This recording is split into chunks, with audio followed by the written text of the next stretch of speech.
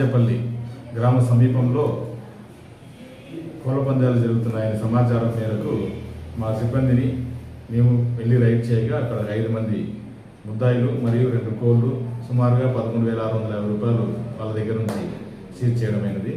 అదేవిధంగా వీళ్ళంతా పుంగనూరు మరియు ముల్బాకు సంబంధించిన వాళ్ళని విచారించగా అక్కడ లోకల్ వ్యక్తి మనీ అనే వ్యక్తి అక్కడ పిలిపించుకొని ఆడిపించినట్టుగా సమాచారం అందింది. అతని మీద కూడా కేసు పెట్టాము. అతను ప్రస్తుతం పరారీలో ఉన్నాడు. అతనిపై కూడా తగు చర్యలు తీసుకుంటాము.